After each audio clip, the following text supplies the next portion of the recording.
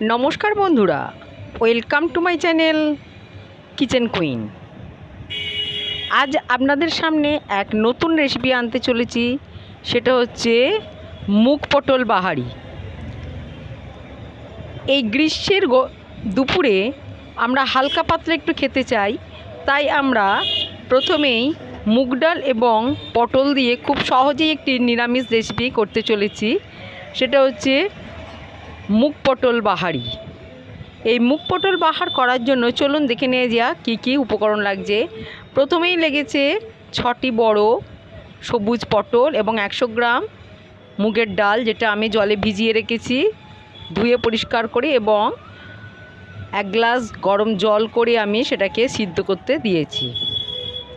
মুগ ডালটা সিদ্ধ হবার জন্য যখন আমি পাত্রতে দিয়ে দিয়েছি, যাতে ফেনা না ওঠে, উতলে না পড়ে, তাই আমি কিছুটা সাদা তেল ওর মধ্যে দিয়ে দিলাম, তাতে খুব ভালোভাবে মুগের ডালটা সেদ্ধ হবে।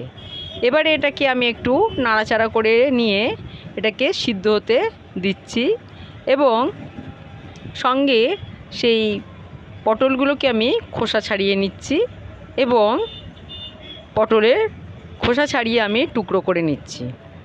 দেখুন, আমার পটল 2 টুকরো করে রেখে দিয়েছি, এবং পটলের টুকরোগুলো একটু ক্যারাচেভাবে কেটেছি। আমার কাটা হয়ে গেছে পটল। এবারে মিনিট 10-এর মধ্যে দেখলাম ডালও সিদ্ধ হয়ে গেছে, একদম সুন্দরভাবে সিদ্ধ হয়ে গেছে। দেখুন, একটু তেল দিতেই ভালো তাড়াতাড়ি সিদ্ধ হয়ে যায়। মুগের ডাল যখন 10 মিনিট ধরে সিদ্ধ হয়ে গেছে, এবারে আমি ডালটাকে ওভেন থেকে নামিয়ে রাখছি। এবারে আমি একটি কড়াইতে পটলগুলো ভাজার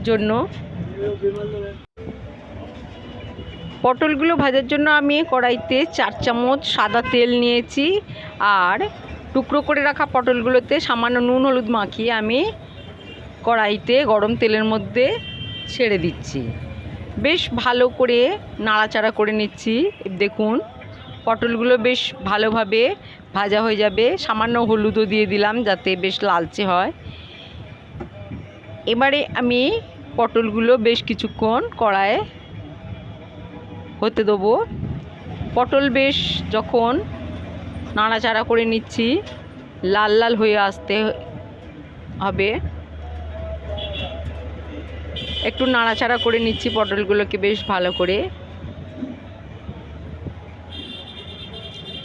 মিনিট 5 পরে পটল যখন বেশ ভালোভাবে লাল হয়ে আসবে, অন্য একটি পাত্রে তেল থেকে আমি ছেঁকে তুলে নেব অন্য একটি পাত্রে।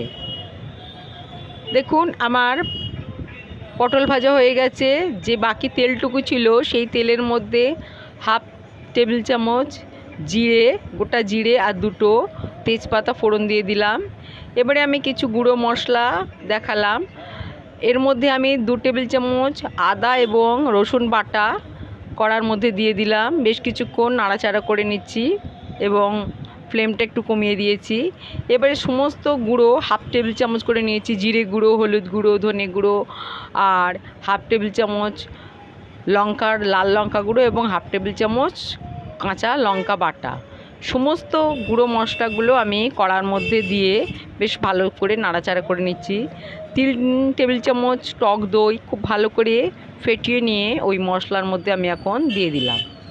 দিয়ে খুব ভালো করে মশলাটাকে দইয়ের সঙ্গে আমি মিক্সড করে নিচ্ছি, বেশ ভালো করে কষিয়ে নিয়ে এবারে আমি একটু কড়ার মধ্যে ফ্লেমটা বাড়িয়ে দিয়ে হতে দেব, এবং এর মধ্যে আমি চিনি অ্যাড করব।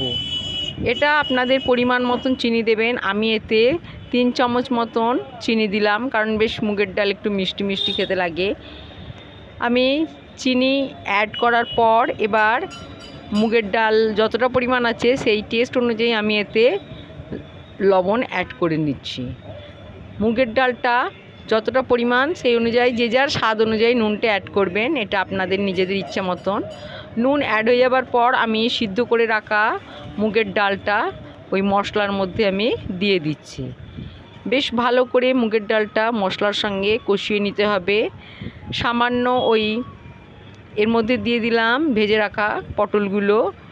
সে পটলগুলো বেশ ভালো করে ওই মশলা এবং ডালের সঙ্গে কষিয়ে নিতে হবে এবং সামান্য পরিমাণে জলও এতে অ্যাড করে দিলাম যাতে কড়ার নিচে ধরে না যায়।